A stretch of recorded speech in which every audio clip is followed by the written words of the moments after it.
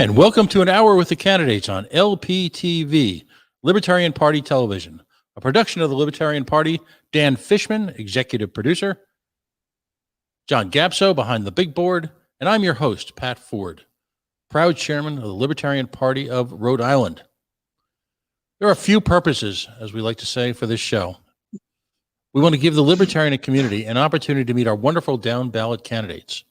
We want to challenge them to incorporate lunch pail issues into a libertarian perspective: the economy, jobs, COVID, criminal justice, and on and on and on.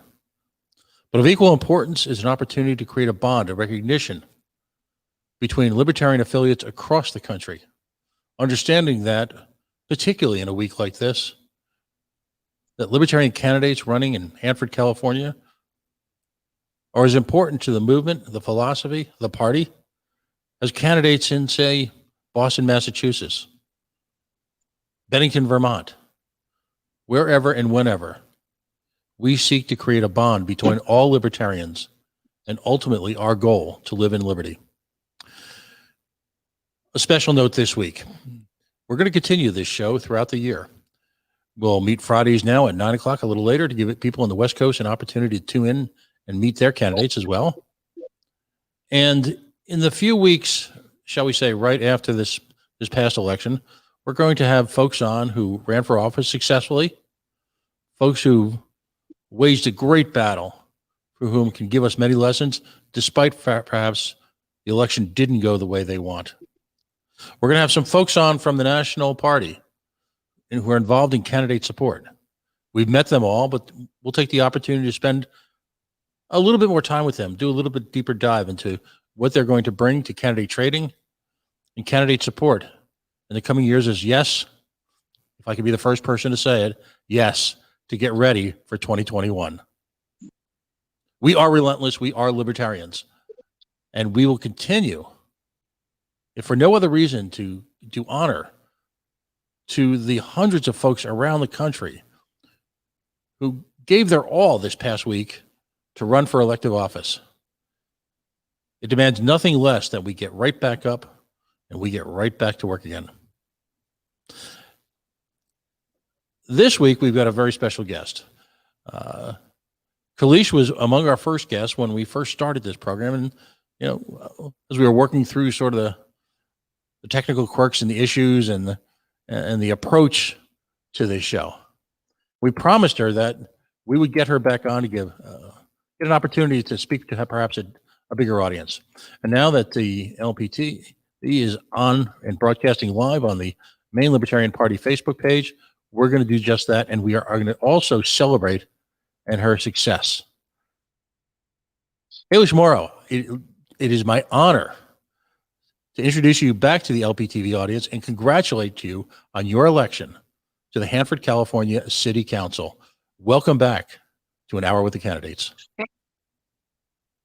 Thank you so much. I'm so excited to be back and be on this side of the campaign now. I bet, because if there was a common denominator amongst almost all of our candidates, it's the fact that they started this a very long time ago. And while that may not have been a predictor of success or ultimately of let's just say not getting elected, at the same time, it certainly helped. And so let's do a little bit of review. But first of all, I can't tell you, and in this regard to all the candidates who've won or lost, how proud we are to have folks like you representing the libertarian philosophy, movement, and party on Main Street America. And that's literally where your campaign was birthed, wasn't it? Yes, literally. I had my shop in our downtown, and that's really what set everything into motion. I was a business owner, just kind of watching all the other businesses struggling to even get started sometimes, hearing complaints from other businesses wanting to open up in our downtown and finding all the red tape, and just started getting more vocal at our city council meetings. And then, next thing you know, I'm right in the thick of all the politics going on. So yeah, started right on our main street.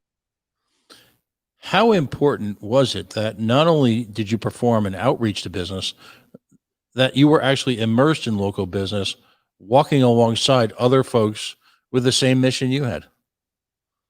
I think it gave me a really great perspective of just how onerous it is, just in general, to open up a business, especially here in California. But then when you're fighting with just your local municipality just to get open, and the high fees, it really, being able to bounce these ideas and our experiences off of one another, it gave me a really great insight into what the issues were. And how ironic is it that particularly big government often pays homage, if you will, to small business? They use words like the backbone of our economy and small business equals job creation. Yet at the very same time, they literally, well, let's just say that very often small businesses are successful despite the best efforts of local government. Tell us some of the challenges that folks reach, as someone who's from literally almost as far away as we can be in this country, on the Northeast. We often read about the barriers to entry that are created by local governments in California. What are some of the things you ran into, and just how difficult is it? Well, I know that a lot of people have a hard time just even getting into a building. Sometimes they would want to, say renovate a building, because we have a lot of old historic buildings that are wonderful, but just getting in to renovate some of them, they were having a lot of issues, and they were having to see, pay high fees just so that they could have the chance to get approval for the business that they want to open up.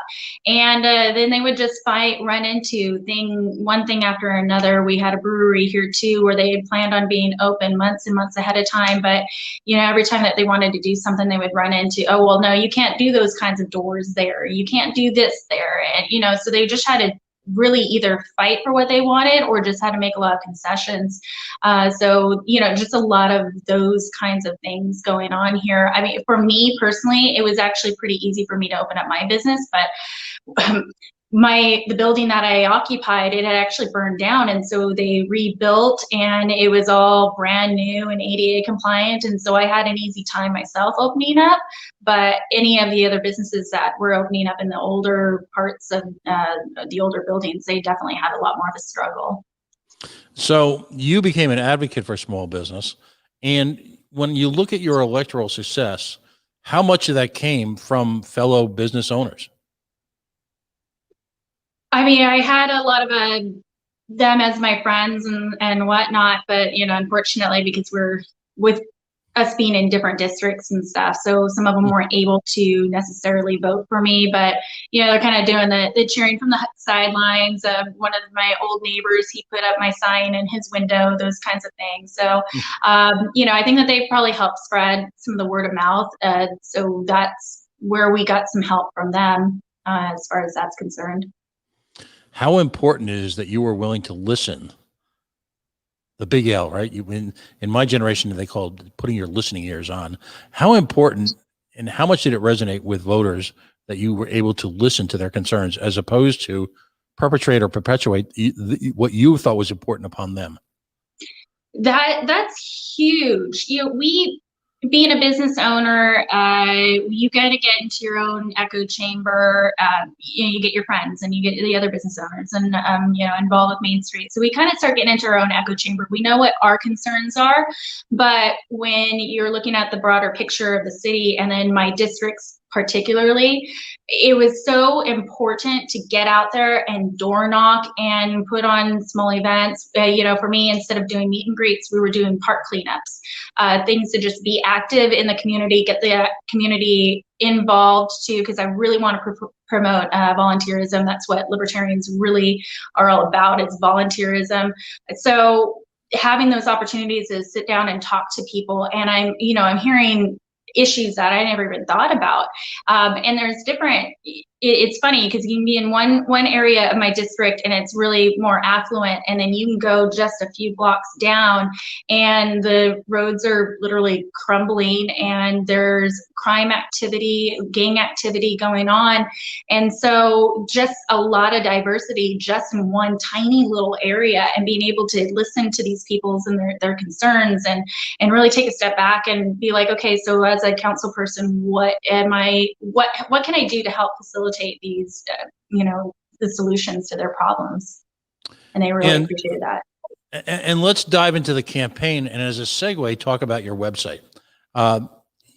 You addressed directly those issues in your website. Now, it appears it's right in your face that when you go to your website, it's issues focused, and it's also clear that those issues, as you mentioned, stretch beyond just supporting the business community. So when we talk about your website, what were the major issues that you focused on? So right in my area, I'm kind of in the hot spot of a huge controversy, and it's with our parks right here. We've got a really cool acreage of just a really cool spot for our parks that was about 36 acres of land that the city acquired decades ago. And the first half of it, Hidden Valley Park, was developed, and it's supposed to kind of have that wilderness type feel. There's a playground there and a pond and that kind of stuff. But the other second half is sat vacant for decades. And every time it comes to council what to do with it, it just kind of keeps getting, the can keeps getting kicked down the road. But the citizens have been very vocal that they'd rather just see it sit vacant than for anything else to happen with it. You get developed into houses or anything like that, because it's always been meant to be parks. And actually back in last year, USA Today listed Hanford as 9th worst place to raise children, with one of those issues being our parklands, just lack of open space. And here it is, we've got this really cool, the potential to have like this wilderness park area here. And now here it is moving forward. We've got a very active group that wants to get an organization going and take matters into their own hands and actually develop the park themselves. So now we're going to sidestep the issue of using government funds, city funds. They see the writing on the wall. It's not going to happen. The city's not going to put the money into it. It's going to, it's 18 acres. It's a big undertaking, but they're willing to put in the work. And I'm so excited about that. Now, the problem is a few years back when they did the general plan update, it got rezoned as residential and it's listed as surplus. But yet, even with that, it's still nothing has happened with it. So my position is, let's take it back to council. Let's rezone it back to parks and give the people a chance to develop it the way that they needed, that they want to develop it, the way that it's always been meant to be developed.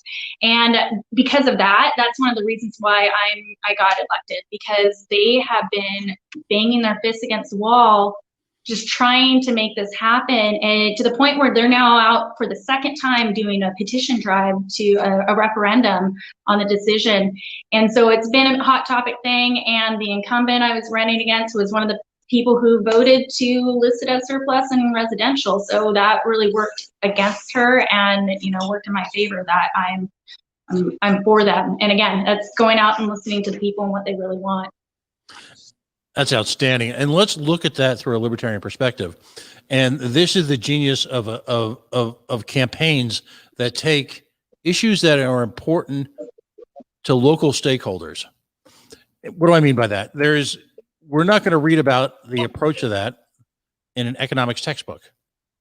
And libertarian economics are very, very important to me. We're not going to read about that in terms of a philosophy book, as important as libertarian philosophy is to me.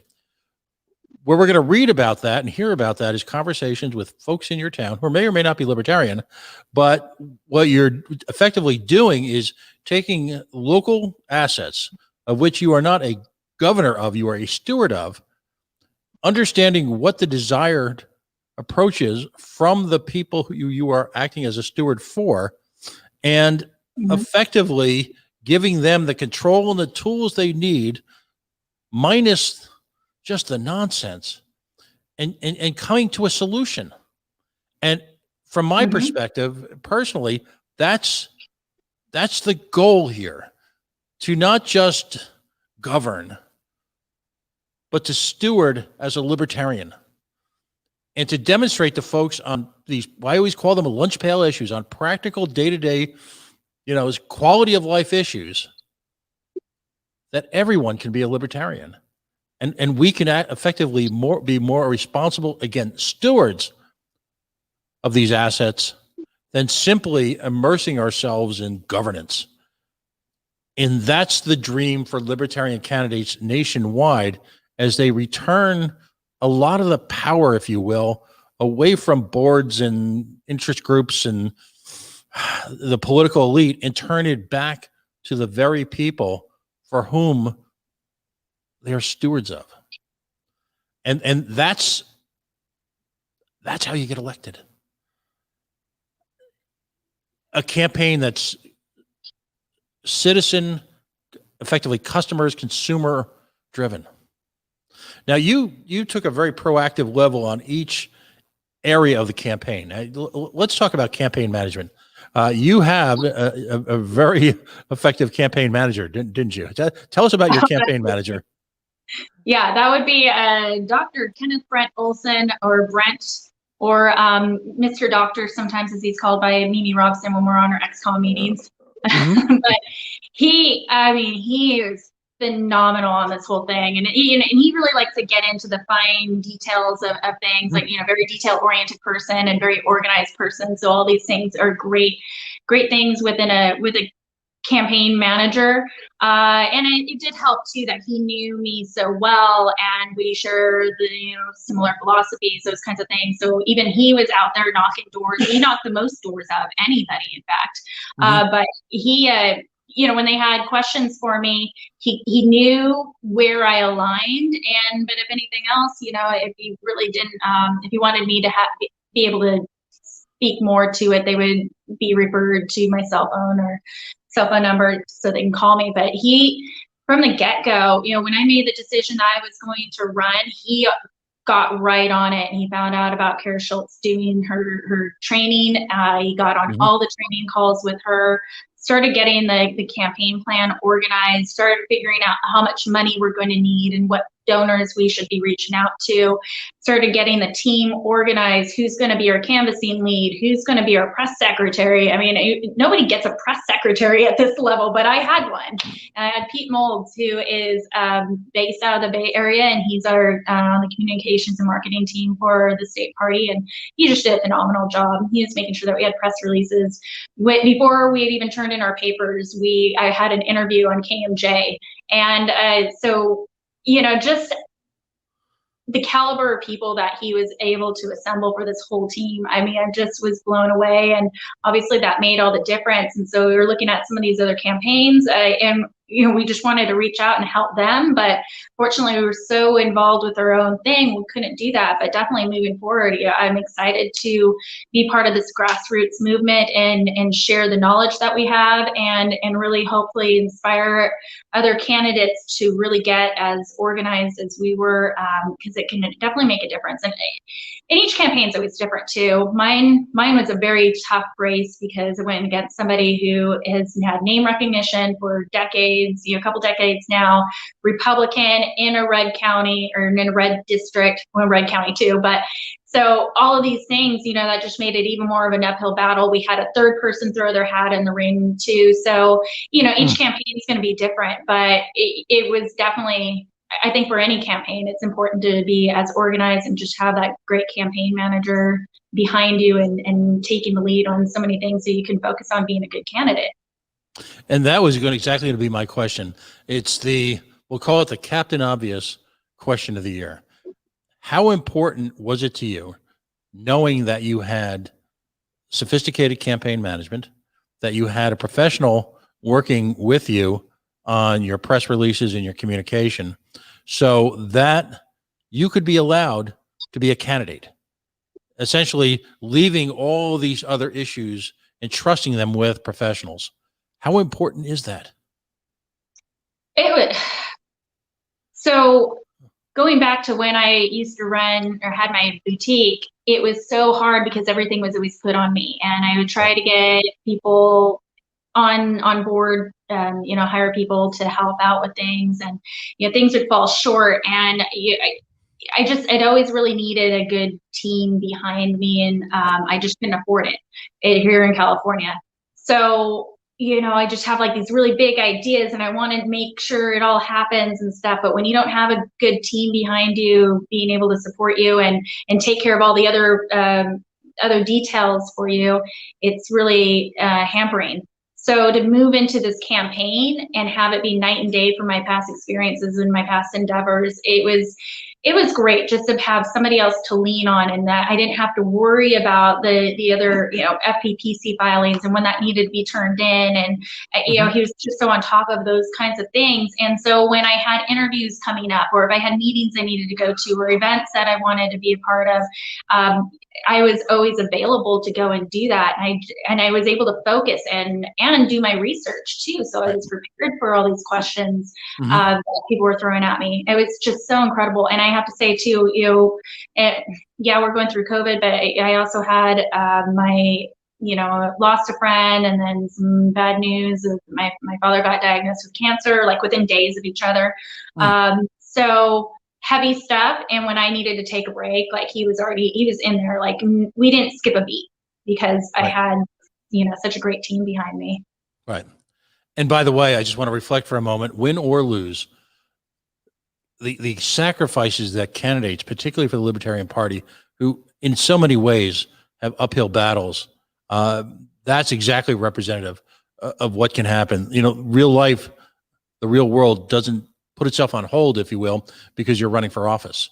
So I just want to remark twofold: win or lose, our candidates deserve all of our profound respect and appreciation, because it takes over your life, doesn't it, Kalish? Absolutely. It was. I've got a goals board up, and one of my reminders was eat, sleep, campaign. So it was definitely every day, get up, get my coffee, and start working on my social media, plan out my day, making phone calls, everything that I needed to do. It just becomes, it's consuming to you. And my kids knew that I just needed to sit and focus, and my husband was great with making sure that he took care of all the other things, so I had less on my plate there too. But yeah, it's consuming, and then you're stressed out, and it's all you can think about, and you're just wondering if you're doing enough, or thinking about the next thing that you have to take care of. This interview coming up, I don't know, I have public speaking issues. Sometimes I get a little nervous, so that will eat at me for a few days too, if there's something big going on that I'm preparing for. And so yeah, it's very distracting, and it definitely consumes your life. We've got a very special guest joining us in a couple of minutes, but I also want to focus on the Get Out the Vote effort. What did the Kalish Morrow campaign do to get out that vote, particularly in a contentious race like this? So being in California, our ballots went out a lot earlier than we thought, and everybody had to do a mail-in ballot. So it went out October 5th. We thought it was going to be more around the 15th. So we basically had a whole month of just going, what do we do now? Because we know that here, 70% of the district normally votes by mail anyway, and by the time those come in, the race is called, basically, because there's just not enough in-person voting to offset those ballots. And so we knew that there would be a lot of early voting, and we were just looking for ways to stay active and stay relevant in the community. So a week after the ballots went out, I had an aerial banner flying overhead while we did, and it said, "Vote Kalish Morrow for Hanford City Council." And we did a car convoy going through there. A friend of mine who's a great speaker, great passionate speaker, she was on the PA system, just going and talking up the campaign and talking me up as the candidate, and flags and all that stuff, so we could draw people out of their house and actually look up. And then that same weekend too, we did a park cleanup and a taco picnic thing out there. And then at the very last push, we found out who were kind of people that were on the fence but seemed supportive from our initial balloting or canvassing effort.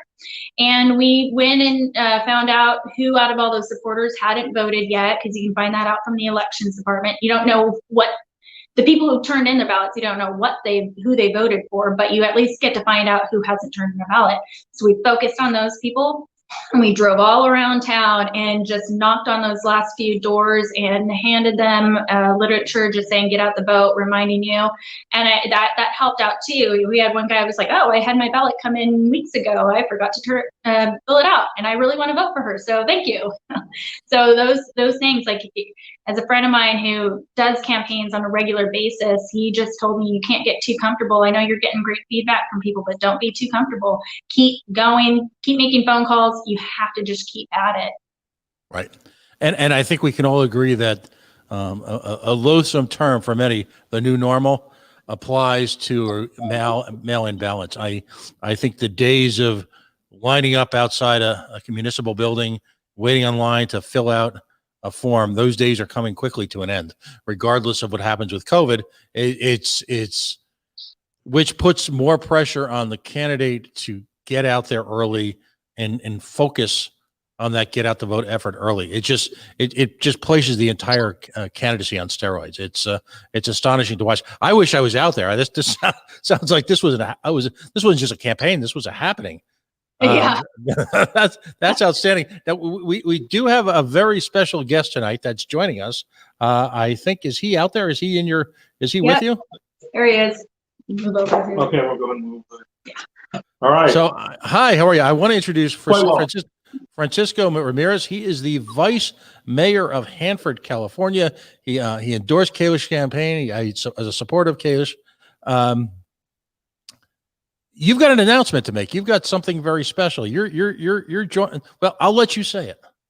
Yes, as of yesterday, I officially became a libertarian, and I'm honored to be on the dais now with my fellow colleague, Kalish Morrow, because now it's time to get some things done. And I always had that type of mindset, but in this type of area, it wasn't really looked at as a real stance. I would say a party, but now Kalish destroyed the incumbent by 13 points, and now people have taken notice of this young lady. That's outstanding. What? So in a very real sense, and again, this is the goal with quote unquote down ballot candidates. This is why this is so important, because Kalish, what she effectively has done, has brought to a community in California, a thriving community facing, like so many, however, fundamental challenges, and has become really the personification of a philosophy and a movement and a political party. And as a result, the getting elected, or maybe not, running a great campaign grounded in our philosophy, you've served, if you will, as that quote unquote beacon. You've pioneered our efforts through a community that I think ultimately is the true winner. Absolutely.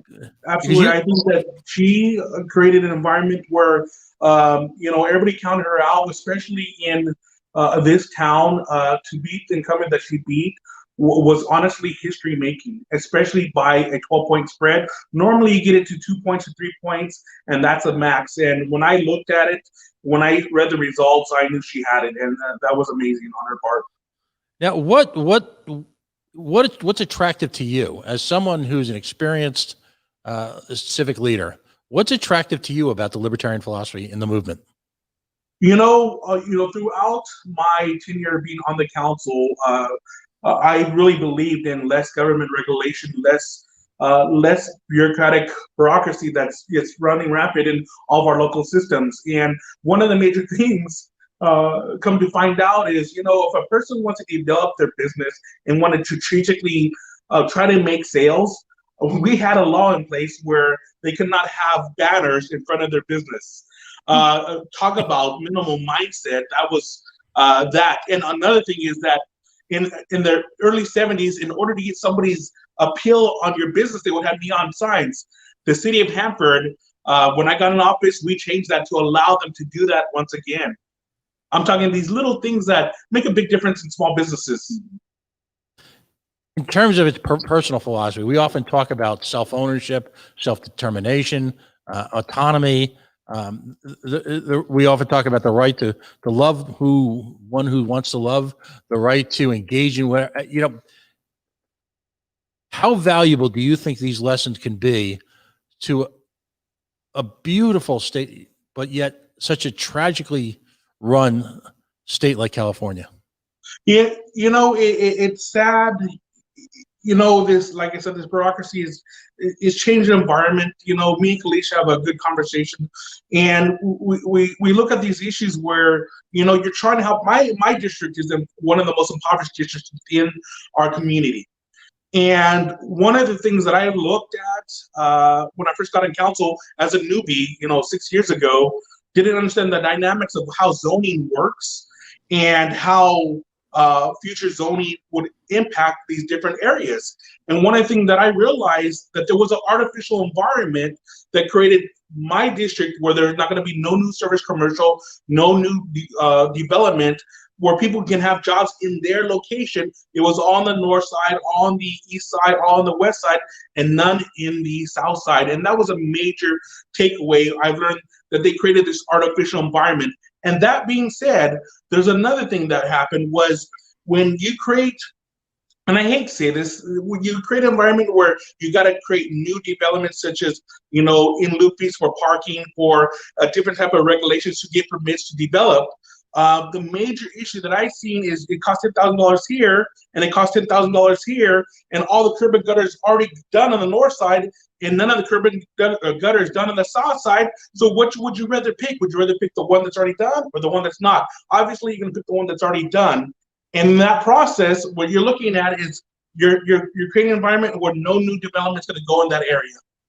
And I often, this is my term, I often refer to that as economic racism. And what I mean by that is that you've got a community which is essentially being redlined away from success because of the economic interests and the power that is wielded by big city government over others. And when you talk about barriers to entry for folks who have been marginalized and of lesser means, I have, as I often say on the show, I have seen the enemy, he is us, and we are the ones responsible by supporting these failed governments for creating this sort of red line through the heart of a community where, but based on accident of birth, for lack of a better term, some can be successful and others are doomed, if you will, to this constant treading of water, of life's economic water. And so what we're saying is government is picking winners and losers in so many subtle and not so subtle ways. And zoning like that, it occurs throughout this country.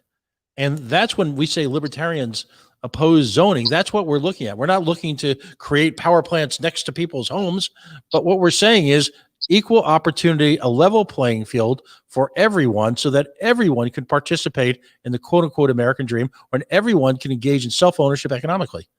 And so again, this is what I talk about when, like, mention lunch pail issues. How many lives, sir, can be changed by simply allowing the free market into, well, in this case, I would call it the south side of Hanford, California? Honestly, everybody, because people don't realize in some of these segmented areas, a lot of people don't have transportation. So when you're trying to get on the bus to get to the next bus, to get to the next bus, to get to your location, you're already going to probably be 30 minutes late, depending on what job you have, versus, hey, I got to hop, skip, and jump to maybe a block away, 2 blocks away, and I'm there to go to work. And one of the things that the other issue that we've seen, and this is a major issue, is let's say I want to create a zone that allows economic development in that area because of blight, so to speak. So if you put a zone and reduce, and like I said, reduce or eliminate the regulations such as in lieu fees, all these other different fees that you have, impact fees. If you do that, now because of the state, you're creating an environment where you have to pay prevailing wage. And so you killed one stone, but now you have another barrier in front of you. All folks want to do, follow their dreams, work hard, support their families, and engage in a form of capitalism that I believe is the real mechanism for the recognition of one's skills and talents and work ethic. That's all folks want. Now, we've got a real central challenge here because up until a few hours ago, Burnsville, Minnesota, a wonderful burg that I had the opportunity to visit just a few months ago, was leading the nation, if you will, in terms of city management, libertarian city management. So now all of a sudden, we've got essentially a libertarian arm wrestling match between Hanford, California, with the vice mayor and now a significant new player in the in city government, Ms. Kalish Morrow, So I'm going to put the challenge out to Burnsville and other communities because this is the beauty of a Hanford, California now. There are folks who I lovingly refer to as the normies, who are just living lives outside of government and not immersed in the day-to-day, not immersed in the bubble that we are, who now all of a sudden will wake up tomorrow to a libertarian government in Hanford, California.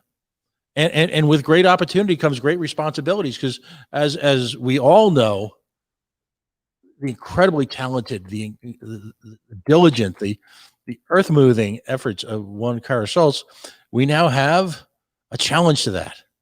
And both on an intra-party level, but also the opportunity exists for regular folks to live in a libertarian community. It's an outstanding opportunity, and it's an outstanding challenge. And what are both of your takes on that? You are now national figures, if you will, for libertarian communities. I think it's an opportunity then to show that our ideas actually work, our approach actually works, and it works better than this stranglehold that both the Republicans and the Democrats, or the Republicrats, as Spike likes to call them, the stranglehold that they like to have over the people. And, they just have their different forms of taking away your rights and your freedoms and stomping on your ability to make a living, those kinds of things. So to be able to bring our approach and actually govern or steward, because that's what I think you nailed it right there. We libertarians don't believe in governing. We believe in being stewards. And we're not selfish like everybody thinks that we are. We're actually all about the people, the individual. So when I have somebody come to me, like about the parks, as a libertarian, we don't think that we should be responsible for somebody's recreation. That's just shouldn't be the purview of government. The top priority of government is public safety and your firefighters and our police and those kinds of things. But we can still implement libertarian answers, solutions to the problem. All right, so this area of land that is owned by the government, we can turn it over to the people to do what they want to do. That's all that they're asking. And it's promoting that volunteerism, but they have been told no time and time again. Anytime, we were trying to save the old fire station, but we were told no and no. It's an old historic building. But this government, I think government in general doesn't believe in the power of the people. And the people have learned helplessness. It's a learned helplessness that they have to be dependent on government. But let's return that power back to them, give them the opportunity to step up and do what they want to see done. And they actually enjoy it too. We enjoy being empowered and taking on a responsibility and having that pride and having built something with our own two hands, and to be able to bring that to the people and be stewards, not governing, but to be stewards of our community. I think it just shows the libertarian philosophy in action, and I think that's going to bring even more people over to the party, or at least like our way of thinking, and look at it from a new perspective. Folks like the two of you and so many folks who were either successful or may have fallen a little short in this past campaign have done nothing less but handed back folks their community.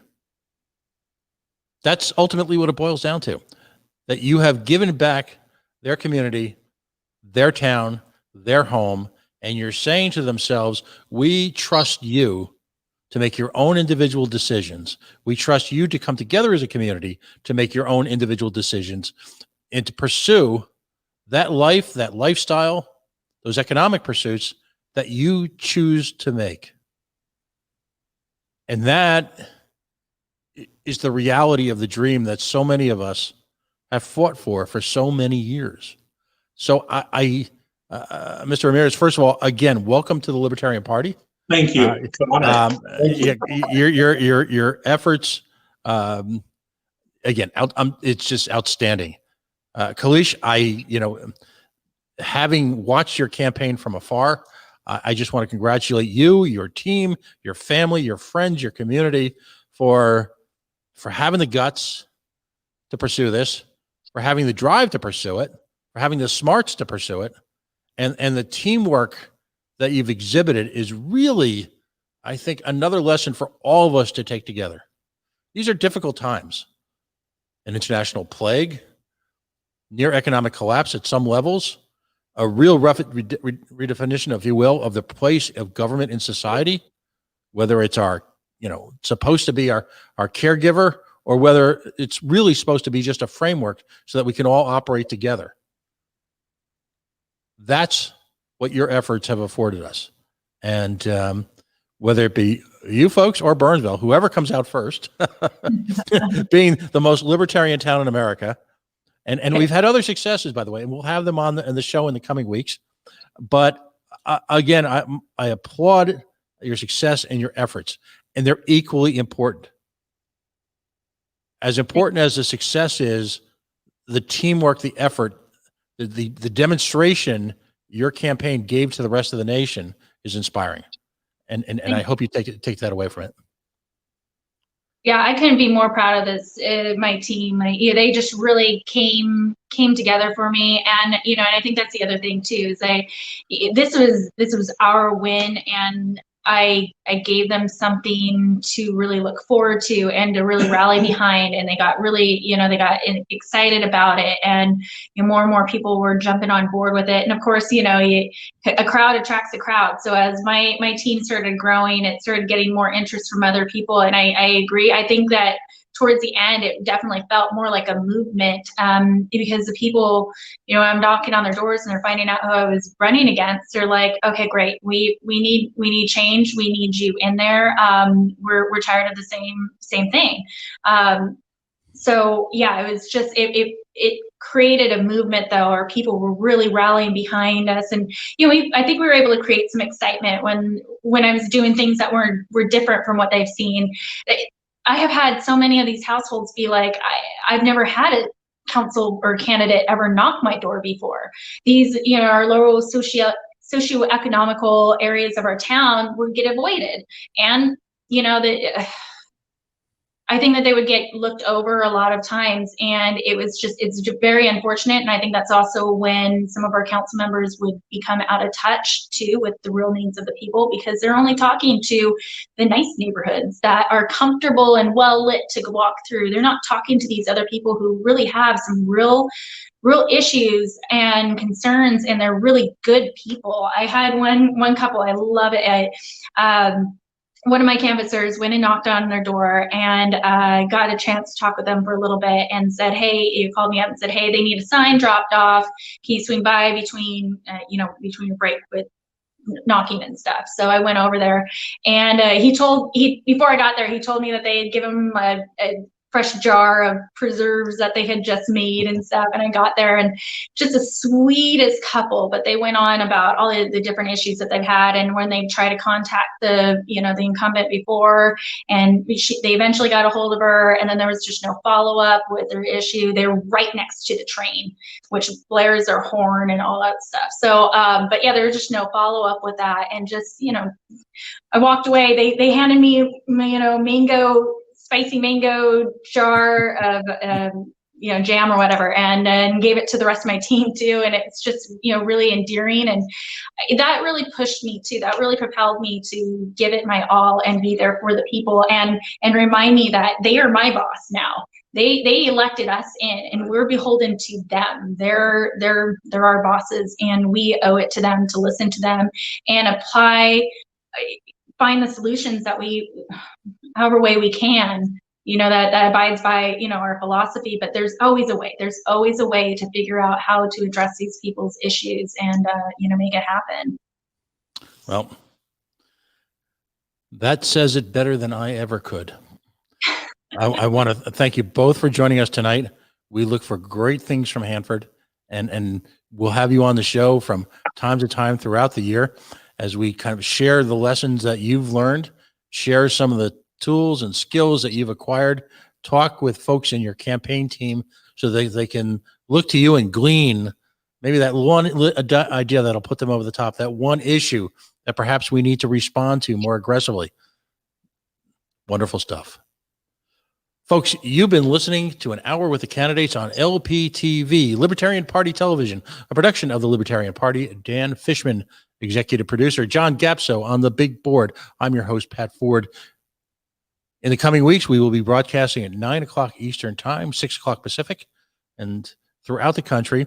We will bring to you folks from, again, every possible campaign that took place in the run-up to the 2020 elections. Some folks who managed to overcome great odds and win. Other folks who ran great campaigns and maybe this time fell a little short, but are ready again to advance a party and a movement and a philosophy that brings liberty to everyone, regardless of class, race, ethnicity, religion. And again, that's the wonder of the Libertarian Party. We'll see you next Friday night, 9 o'clock. Have a wonderful week. Thank you.